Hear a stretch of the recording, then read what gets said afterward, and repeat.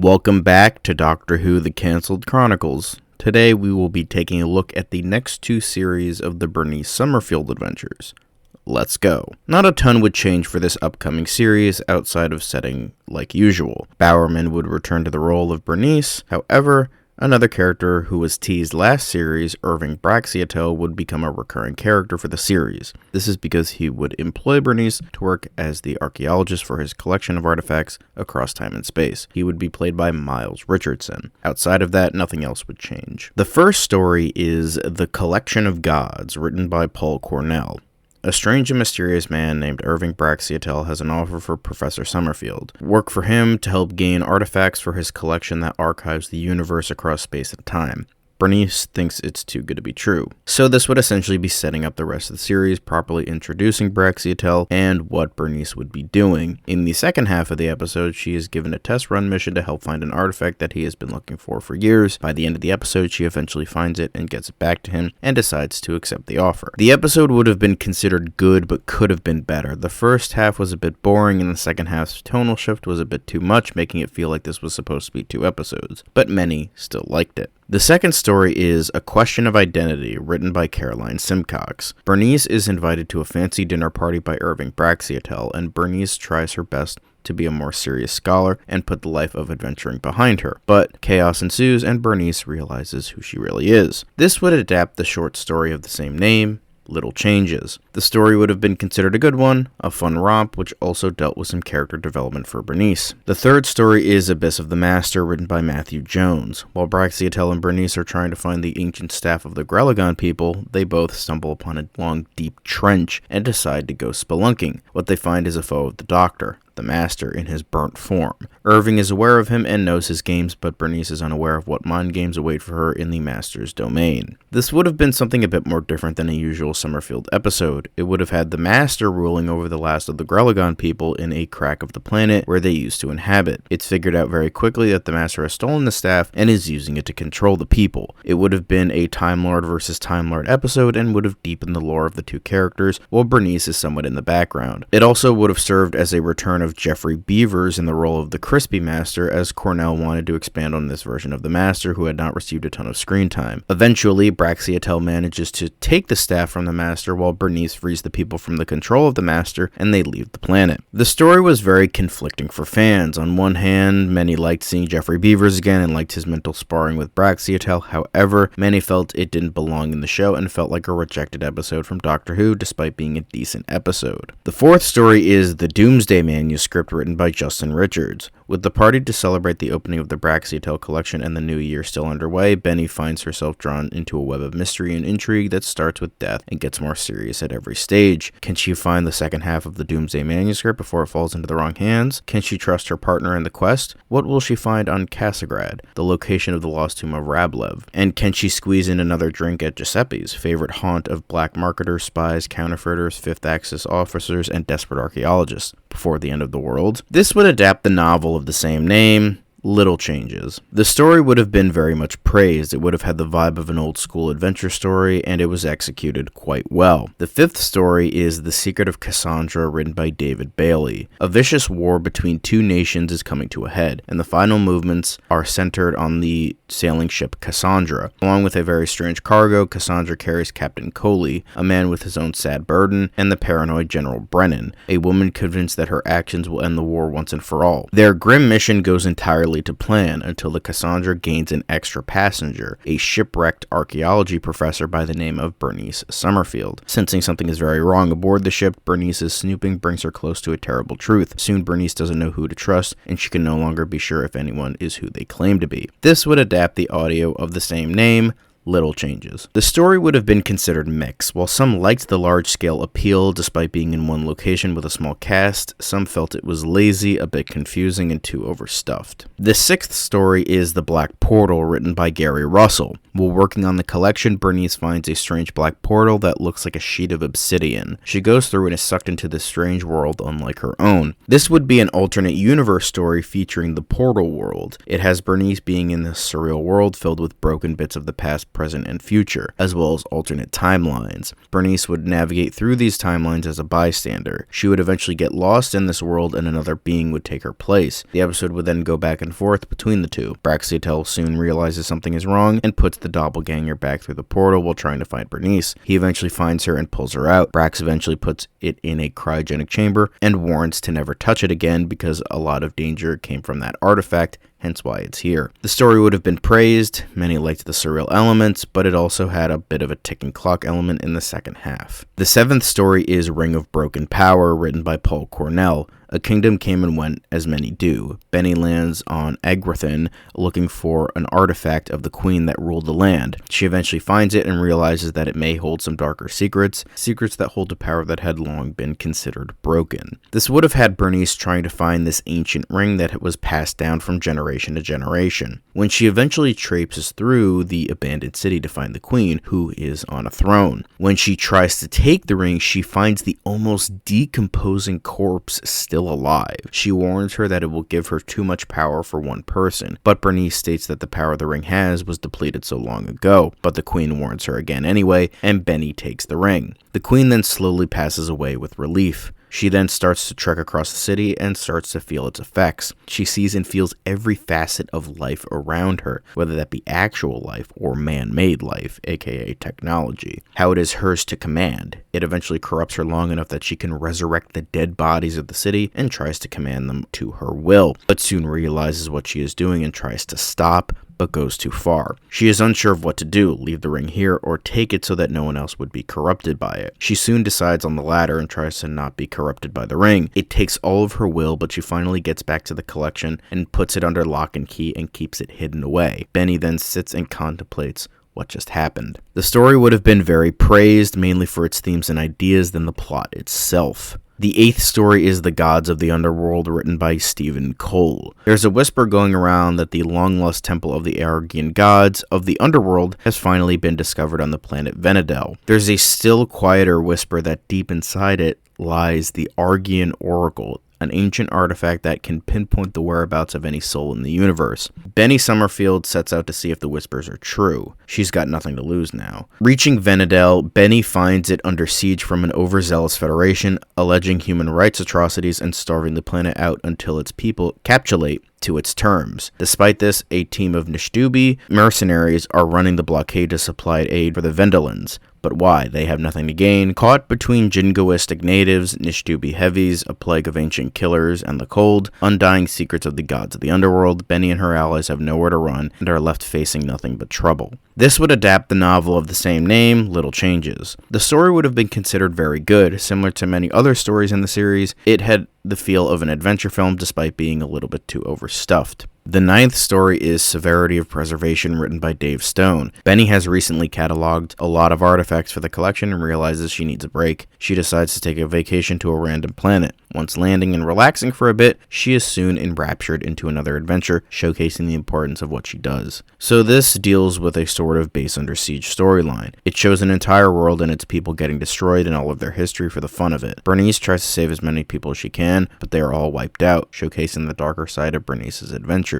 Bernice manages to survive, and being the only one as well. She eventually calls Braxiatel and has him take a collection of what happened here and as much history of these people they can figure out. The episode ends with Bernice feeling a little bit uneasy, but realizing what she does helps keep the memory of people alive. The story would have been seen as mixed. While many liked the ideas it presented in regards to preserving history, some felt it was a little bit too biased in one direction when there could have been a little bit more of an unbiased opinion. The 10th story is The Stone's Lament, written by Mike Tucker. Berthine Trelaw, reclusive billionaire, has lived alone for over 20 years on the planet Rinville.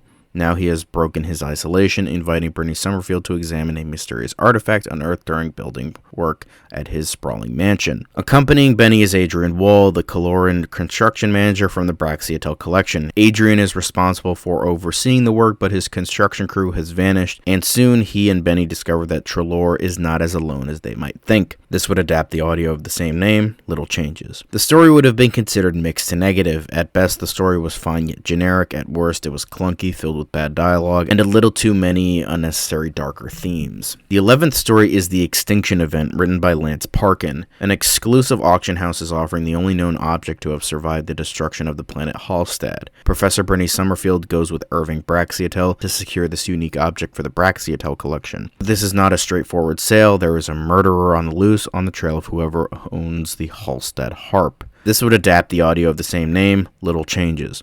The story would have been considered mixed. While the plot was very run-of-the-mill, it ends up botching the execution despite a very simple plot, and it ends up being dull. The 12th and final story is The Three Bennies, written by Russell T. Davies. Bernice goes on an adventure all on her own and stumbles upon the artifact she was looking for, the Ffngigo laser. It is unknown what it does due to the inventor dying before it was properly completed, with Braxiatel hoping it would be fixed. Unfortunately, it's caught in the crossfire with a bout of terrorists, and it is destroyed with Bernice caught in the ensuing explosion. When she awakens, she discovers that she isn't dead, but there are now two other versions of her walking around. This would have been a last-minute story changed by Russell T. Davies, who was the incoming showrunner of Doctor Who and taking control of any spin-offs at the time, which would have just been the Bernice Summerfield Adventures. He got the idea to continue the show past its 3-season plan that Cornell and Richards had. Originally, the story was just going to end with Bernice meeting the Doctor, leading into the events of Theater of War, but sensing a renewal for the show, Russell found a way for the show to continue past that point. With this, the story would have been about Benny trying to find any clues on what the laser was and what it could do, with Bowerman acting opposite herself. They eventually find out that the inventor knew that these terrorists would want this power for themselves, so he hid instructions on how to rebuild it. They all try to find it, but soon realize that it's imprinted in their heads. That was the failsafe for the device. It would be destroyed, but it would find people nearby and separate the information into their heads to help rebuild it. Unfortunately, Benny was the only person nearby, so it created Bernices around them containing the information and are perfect copies of Bernice. Eventually, all three go to Braxiatel with the information, and they are able to rebuild the laser. Unknown on who the original is and not knowing what else to do, one decides to stay and the others decide to leave to have adventures on their own. Then the ending would imply the adventure that would start Theater of War would soon take place. The story would have been praised but not too heavily. Many said that the adventure was fun and really well done, but felt that the technology that made the Bennies was too complicated for little reason. The third series was praised for the most part, and with the ending, the BBC renewed it for another series. With Russell T. Davies now an executive producer, he ultimately decided on where the show would go from here. Russell T. Davies met with Cornell and Richards on where they believed the show should go from here. Cornell and Richards admitted that the amount of episodes was a bit much and wanted to scale it back, focusing more on quality than quantity. So it was eventually decided that the 12 episode count for the series would split between 2 series, each 6 episodes, which the BBC eventually greenlit. And Cornell remembers that they wanted to do a story that focused on Benny's father, Isaac, but it didn't fit into the schedule of Doctor Who at the time, so they decided to do it here. They removed any references to the Doctor or other companions. In order to save some budget, much like the third Doctor era, they decided it would take place entirely on Earth for its 6 episodes. Also, Katie Swindon would replace Ann Harrison Baxter as producer, and Murray Gold would replace David Arnold as the composer. It would follow one of the clones of Bernice finding out that the version that stayed to work at the Braxiatel collection died, and that one of her dying wishes was to find her long-lost father, so she goes to do just that. The first story is Return of the Living Dad, written by Kate Orman and Paul Cornell. Bernice Summerfield was 7 years old when her father disappeared. They said he turned and ran from the Daleks in battle. They said he was a coward. They were wrong. For years, Benny searched for her father. Now, after another version of her died, as well as a clue that the dead Bernice had, she goes on to England in the year 2005. There, she at last discovers Admiral Isaac Summerfield, leading a motley crew of aliens, psychics, and fanboys. Their mission? To save extraterrestrials stranded on Earth. But what is Benny's father doing 500 years in his own past? Can Benny really trust the man she's been looking for all her life? This would somewhat adapt the VNA of the same name, but with quite a few changes. Similar with Love and War, this would nix the Doctor and any mention of him, and focus on Bernice reuniting with her father Isaac, played by David McCallum. And the entire rest of the series would have Bernice staying on Earth and working with her father to keep it safe. It would be very similar to Torchwood, although not quite as dark and a little more enjoyable and fun, for lack of a better word. The new cast for this series would be McCabe, also known as Tony, who was a Zun, played by Mark Shepard, Miss Randriana Solo, played by Kika Markham, Albinex, played by Neil McCall, and Graham, who would be a fully functioning Auton, with a human brain rather than just a spatula, played by Chaik Chan. The story would have been heavily praised and considered one of the best episodes of the entire series. Many looked forward to what the series had in store. The second story is The Wages of the Sorcerer, written by Russell T. Davies. A refugee named Zyron gets trapped on Earth through the infamous rift. He is very worried but won't say why, but he does have a pretty penny to spend to get him off Earth as soon as possible. Isaac and Bernice try to uncover the mystery while trying to transport him to Unit. This would have been a mystery-driven episode that took place in real time while trying to transport this alien. It is revealed early on in the episode that he has skin that is deadly to the touch to any living thing that is not his species. He also has a device in his brain that makes any technology worthless, including transportation, so they have to deliver him on foot without touching him. Isaac and Bernice try to find any sort of record of him and what his story is, but they can't find anything until the last third of the episode, where it's revealed that he is actually royalty who was recently dethroned by his people due to his family being tyrannical dictators. His lover, who was one of the rebels, pitied him and threw him into an escape pod, and he went through the rift. He needs to find a way off the planet so that he can be free from his family. However, it is soon revealed after this that this was a trick and that he was someone who worked for the family as their own personal medicine man. He wants to try and find a way back to kill the family who abused him for decades. While Bernice and Isaac are uneasy, they decide to let him go. However, it is eventually figured out by the people transporting him, and they kill him before he can do harm. The story would have been massively praised, with many saying it was brilliantly executed, the twists were great, and the story and mystery were overall very interesting, as well as the main plot being on the edge of your seat suspense. This third story is Unit Intervention, written by Justin Richards. A spaceship lands and the pyramid tries to help aliens on board, but Unit intervenes and takes the vessel. Bernice senses something suspicious, but Isaac has worked with them enough to trust them,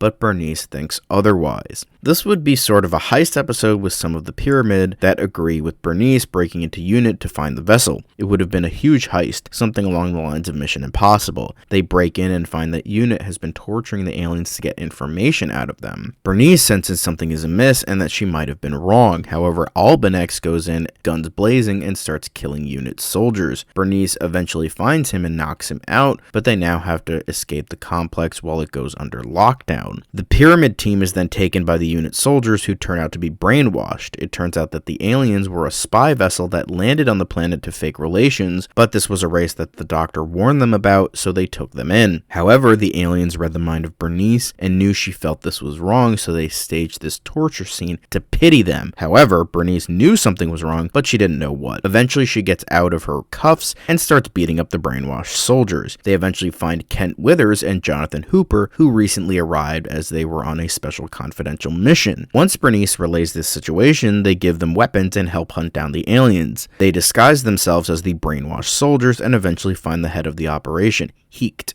and kill him. The rest of the aliens were just brainwashed lackeys. Everything is returned to normal, and the pyramid team soon leave on good terms with Unit, who thank them for saving the organization. The story would have been reasonably praised. The first half of the episode would have been more well liked with the heist stuff. However, once the second half was showcased inside Unit, many lost interest. It was claimed to be generic action fluff and too overstuffed with explanation, as well as the cameos from Waddington and Grufford being a little bit forced, and Unit kind of being thrown to the wayside when they should have been much stronger and should have known about this. The fourth story is The Human Target, written by Paul Cornell. The pyramid is getting a read from the rift, and that someone is crashing down. However, they are unable to find them, and it's revealed that they are in fact an assassin trying to kill someone of interest. So now, the pyramid is tracking a would-be assassin based on clues they left. Can they find the target before it's too late? A simple race against time story. Apparently, the assassin is trying to find a national leader of some kind who is in fact an alien in disguise. The pyramid managed to find the assassin and stop it before anything bad happens, and they are soon delivered to Unit. The story would have been praised, with many liking the fast-paced story and action showcased in the episode. The fifth story is Triumph of the Cybermen, written by Lawrence Miles. The pyramid only deals with smaller alien refugee transportation. Not this.